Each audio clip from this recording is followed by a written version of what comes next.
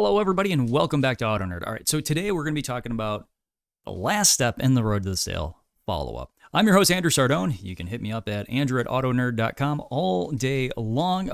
Feel free. So also mash that subscribe button because you're going to get something out of this. And with that being said, I've been a trainer in this industry for nearly 20 years plus. So my job is to help all of you out in however I possibly can. So last video on Road to the Sale. Let's get it done.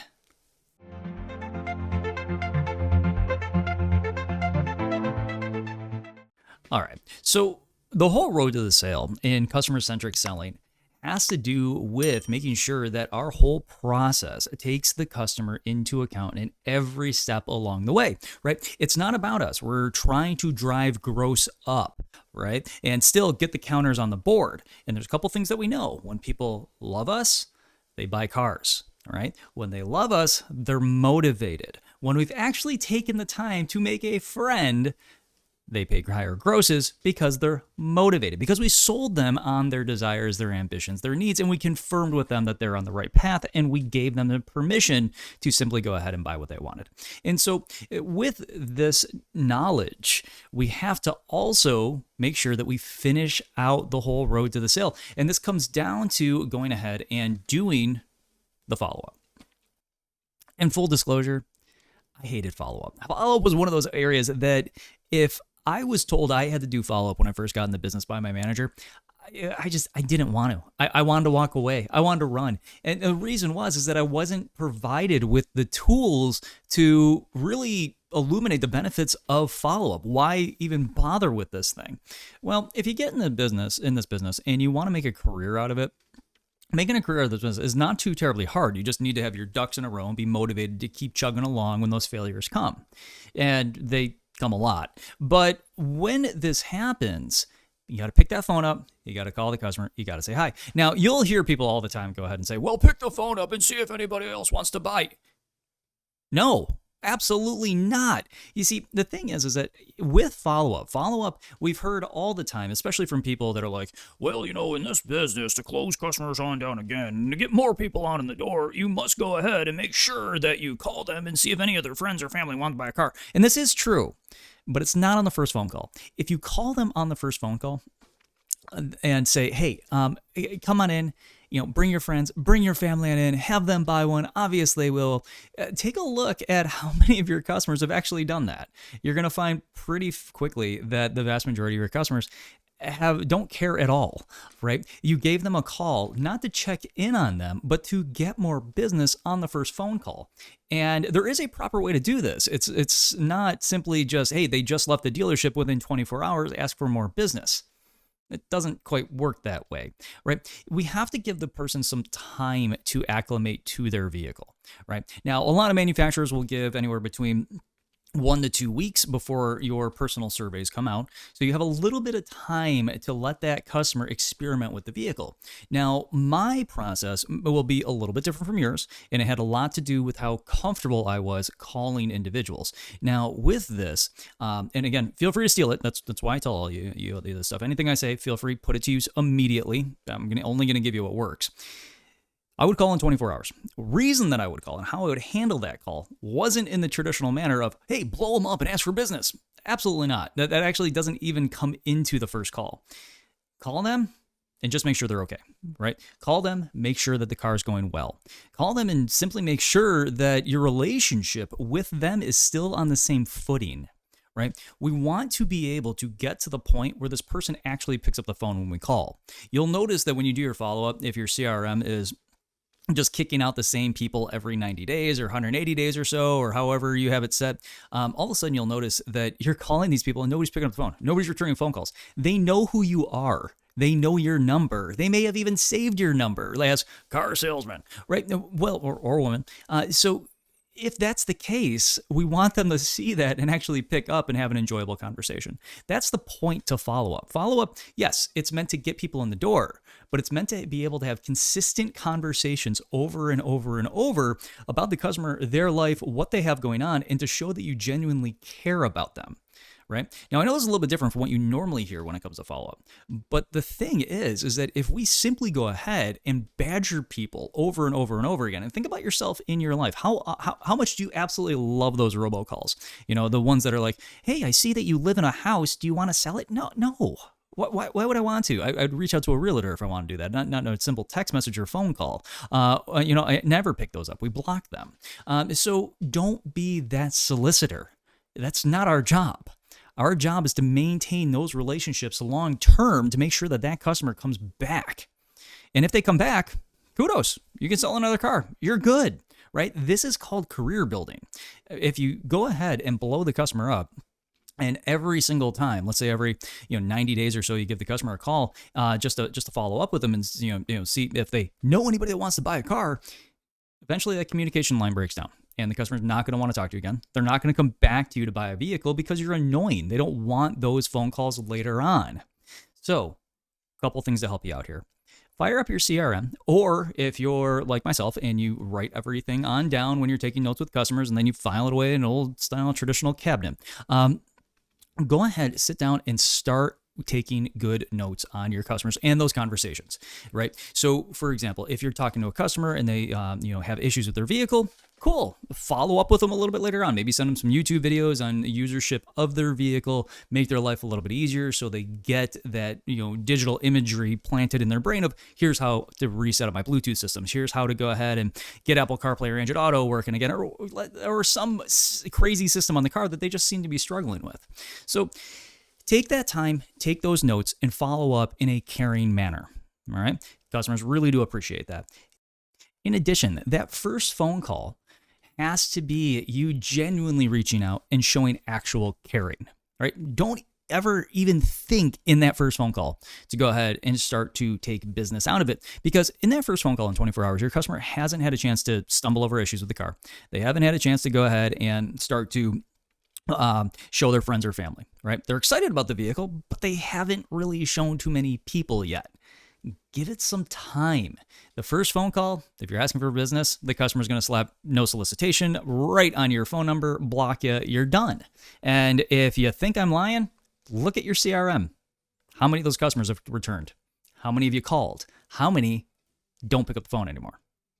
It's because you don't have a relationship with them. It's because you haven't put in the effort to actually go ahead and say, hey, I'm here for you. So as far as that goes, first call, make sure they're okay. Any questions about the vehicle? Done. If you need additional resources, email them, text message them those resources, and fix that problem for them immediately. Again, it shows that you care. Secondly, the next phone call. This is when you call about, let's say, 4 or 5 days, mainly right before the manufacturer sends a survey. The manufacturer surveys are meant to go out at a specific time to reduce the emotional effort that the customer has been carrying.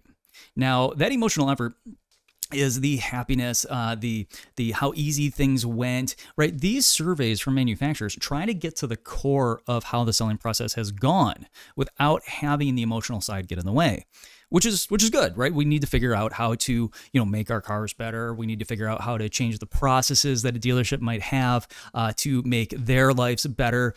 So don't hit on the survey too hard because they are effective. But the second call has to be right before the survey hits. The reason is that you want to bubble those emotions back up. Keep in mind that our job as consultants, right, this is entirely different from salespeople. And I said this a couple times last episode. Salesperson is an individual that is there to sell you a product, regardless of whether you actually desire it, just so they can get a paycheck. We all start there. Sales consultant is a matured salesperson that now knows that in order to go ahead and get good gross profit, I have to spend a lot of time with that customer to get to know them, and then we sell those particular items on it. Well, a consultant, when they call for follow-up, isn't going to play on the salesperson side. We're not going to dig into, hey, you want to come in and buy another one, or do you want to send your kid on in, or something like that. What we're going to do is we're going to play on the other side of long-term relationship building. But that second call, answer any questions they might have additionally, because they've had it now 4 or 5 days. They've tripped over some things, they've played with some things, and they've struggled with some things, and some things that are vitally important to them. So follow up with them, make sure that they're going to be okay on that second call. But with that second call, follow up with something that I noticed helped me out a whole lot on my surveys back in the day. And when we did it, it was a little bit different, and it involved like, a computer and Photoshop and a fax machine half the time. But now it's a lot easier. When the customer buys the vehicle, grab another sales consultant, grab a service writer, or anybody at the dealership that can just hold a camera for 2 seconds. Take a photo of yourself, the smiling customer, and the vehicle all together. If everything went well throughout the whole process, the customer will hit you back very quickly with a perfect survey. Here's why. We don't crush our friends on surveys.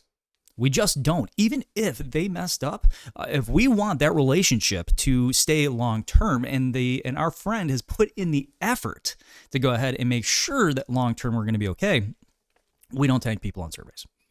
It just doesn't happen. But we will tag somebody on a survey if they ticked us off. Okay?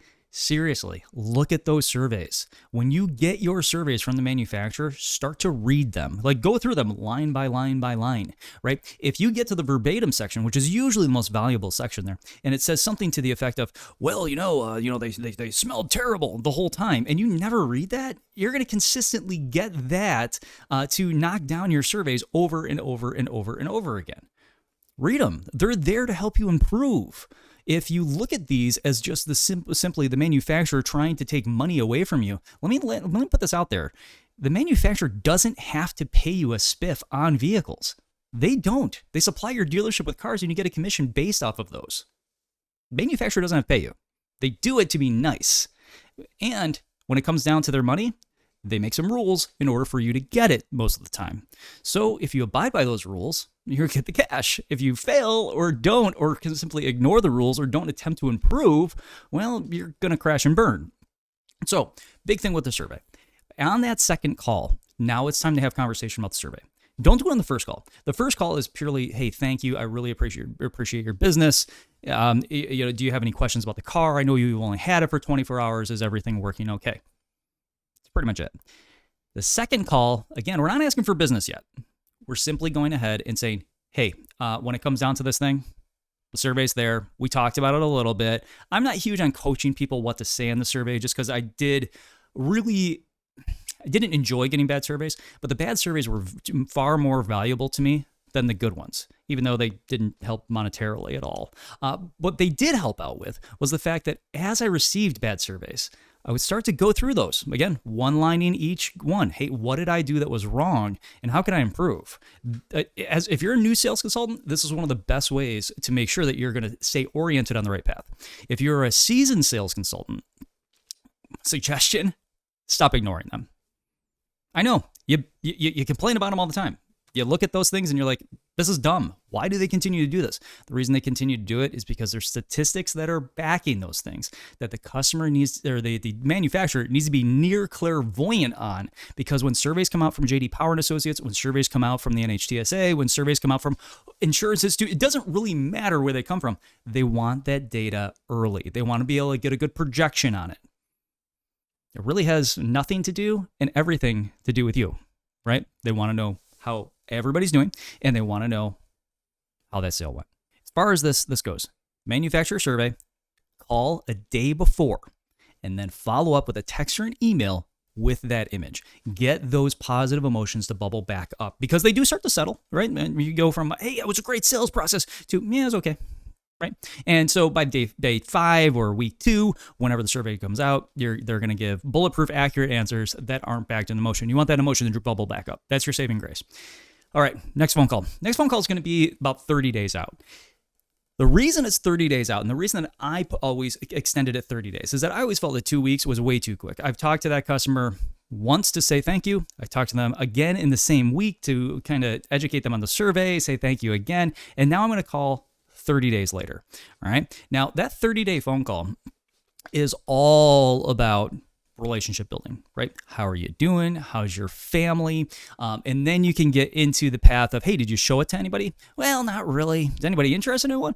And you can dig a little bit. Don't apply pressure here. If you apply pressure here, this is the moment when the customer is simply going to go ahead and block your phone number. All right. So every 30 days, give a call. If you find that that is starting to get customers to not pick up the phone, I moved to about 45 to 90 days with some of my customers, and I would note it right in the notes. Like, this person seems to be getting aggravated with me at 45 days, maybe call them once every 3 months or once every 90 days. And so as long as you take note of the customer, of their temperament, of their emotional state at the time, of the conversations, what's going on in their lives, which is the critical one here, and I'll get to that in a second, you're going to be on the right foot. So let's get to what's going on in their lives. Part of doing business with other people you know, like, and trust is getting to know that person. So we sold them the first car. They came in, we got the relationship started off on the right foot. Then they bought the vehicle, they drove away with it. I followed up with them a couple times. I kind of know who they are. But if the golden rule, again, is people buy from people they know, like, and trust, I need them to know me, I need them to continue to like me, and I need to build a long-lasting, trustful relationship with this customer. So this long-lasting, trustful relationship is 100% built on the fact that you are talking to them about themselves. All the way back to the needs assessment class real quick, or session real quick. The needs assessment episode was all about getting that customer to speak about themselves. Built into every single human being is a very weird tendency that you can unlock pretty simply by getting somebody to just simply talk about themselves in their life. We love talking about ourselves. I mean, heck, look at half the channels on YouTube. Heck, look at all of TikTok. It is all about themselves. That's it, right? So if people love to talk about themselves, and talking about themselves gets them to build rapport and trust in us, I'd say that's an easy way to go ahead and build a relationship very quickly. So with these individuals, get them to start talking. How have you been using the vehicle? Well, I've been taking my kids here. I've been doing this. Cool. You get a lot of info out of that. Okay, so your kids go to this school. Got it. I'm going to do a quick Google search real quick. I'm going to see if they've had any really cool events or achievements over there lately. Nope, nothing to talk about right now, but I'm going to note it. And next time I call you, I'm going to do a little bit of searching just to see if, let's say anything's going on at school. You told me where you work, anything cool going on at your work. And I'm going to try to make it a meaningful conversation throughout the whole call. Hey, I see all this awesome stuff's been going on in your lives. And now, with, this crazy thing called the internet that we all live on, it gives us the ability to now dig into some of that stuff. If they're on Facebook, if they're on X, if they're on whatever social media platform, follow them. And then before you call them, look through their stuff. I know this sounds kind of like trolling, but if you go ahead and you start to take a look at that, it's instant good conversational fodder. You just take it, you use it, customer tells you about their life, and then they start to love you even more. Not about you, but I love utilizing the tools that are available. So as you talk to the customer and they start to talk to you, let's say, they start going, well, I went surfing here and I took my boards in the vehicle this way, or, I took my trailer, my camper up to here. It's just start writing it down, because your next conversation is going to be all about, hey, you know what? I saw this article about this camping trip this person took with this vehicle, and here's all the cool stuff that they did. Now you are showing a vested interest in their lives. Once that happens, you're now making a friend, and friends buy additional vehicles from friends. Again, we're talking customer-centric. We're not talking about, hey, let me blow you up and make sure that I never get a phone call from you again, because that's what we do. You want this individual to feel excited when you call, right? It will get to the point, and it got to the point with me, where it was I give them a call, and it's almost as though I'm their therapist, and they're just dumping their life on me. That's fine. That's fine. Go crazy. Get them to go ahead and find a need to come back to you. As the statistic goes, if you go ahead and you take a look at how many people actually remember our name, I think it's something to the effect, and I haven't looked this up in a long time, but it's somewhere around like 80% of customers forget their sales consultant's name within the first 6 months. That's bad. And the reason for that is complete lack of follow-up, because, again, we find follow-up annoying. It was something that I absolutely hated doing. But once you start to build those relationships with customers, you start to have some pretty fun conversations. You learn about their lives, and then they willingly go ahead and give you information about their friends and family. Like, hey, my mom's looking for a car. Here's her number. Give her a call. Because then they trust you. That's what when people start to trust you, they willingly give you that information, right? If they don't trust you at all because you called in the first call and like, hey, anybody else want to buy it? They're going to say no. Of course they have people that you can sell cars to. But you need to build that long-lasting relationship. When they're in the dealership for the first time, it's just fun. That's it. right? We're creating fun. We're creating an enjoyable experience for them. But after that, that's when the real work comes in. You see, follow-up is going to be that area that will build your career out. Follow-up will be that area that will earn you higher gross income later on. Because when people come in that know you, they're not looking for that great deal, so to speak, anymore. And you'll hear people say all the time, like, customers are concerned about money. It's not really a money job. It's finding a car they love and motivating them to get on into it. And again, look at the things in your lives. Do you need half the stuff that you have in your life? You probably don't, right? Again, it's not a money thing. It's a relationship thing. The front of the house is a people business. The back of the house is a car business. In between there, money is just transactionary. That's what it is. There's not much emotion attached to it if you divert the emotion to something else. So in this, within 24 hours, give the customer a call and say thank you. That's it. Hey, how are you enjoying it? And maybe if the cars, for example, have like launch control or they have something that could excite the customer, give them that little bit of information. Hey, I forgot to tell you this. You go ahead and you hold the brake down and do this, and oh my gosh, the car turns into a rocket ship. It'll excite them. In addition to that, when it comes to the next call, right before the survey, right? So if the survey lands in 5 days, call them on day 4. If it lands in 14 days, call them on day 13. All right, stay on top of that. Send them that photo, get the emotions to bubble back up. Then on day 30, give them a call. And I highly, highly suggest that as a sales consultant, you keep your own records. Now, I know many owners out there that might be listening to this, or even managers are going, what? Keep your own records? Why would you do that? Let's put it all in our CRM. Well, we all saw just recently what happened with that, didn't we? I'm just saying, if you want to be successful, you have to develop your own customer base. And yeah, you'll have many dealerships that will say, well, those are my customers. Yeah, they are. Until I leave, because they're my friends. In this situation, I'm not telling you to steal customers from the store. I'm telling you to create your own database. Create your own database so when stuff happens, like CDK stuff that's going on right now, you have access to all your stuff. Dealerships, start letting the sales consultants keep their paper file cabinets again.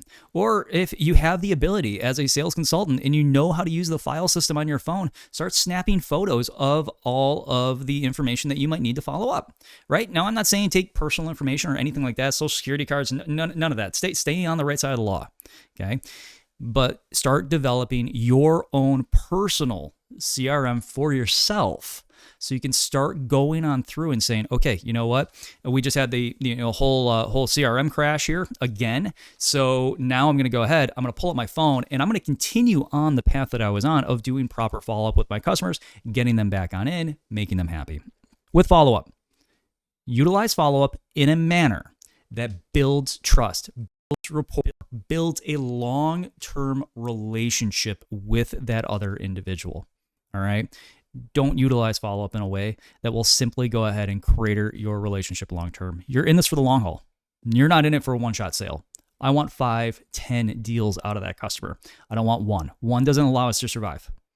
10 allows us to go ahead and create a life for ourselves. A consistent one where the customer comes in every 3 to 5 years to get another vehicle. And if you're good about it, you'll start to run those leases and then you'll lock them in for 3 to 5 years pretty quickly. And they're your friend and you could just find them great deals. They come in all the time. You catch them for service. Hey, you want another car? Yeah, let's see what you got. All right, cool. How's this one? It's $5 less than what you got last month. Yeah, I'm in. So build those relationships. You're going to be all good. I know you will. All right, guys. So mash that subscribe button if you got something out of this, or hit that subscribe button if you want to see the tech stuff that we're going to be coming out with starting next week. Super excited. I love tech. So now, in addition to this, we also, if you are listening to us on the podcast, we also have the YouTube channel. I got to put that webpage on AutoKnerd.com. And then also, if you are on YouTube, again, you can do it. Click the little subscribe button. Helps me, help you, because I love creating this content and I love helping you all out. Aside from that, I'll see y'all next week. Have a great one.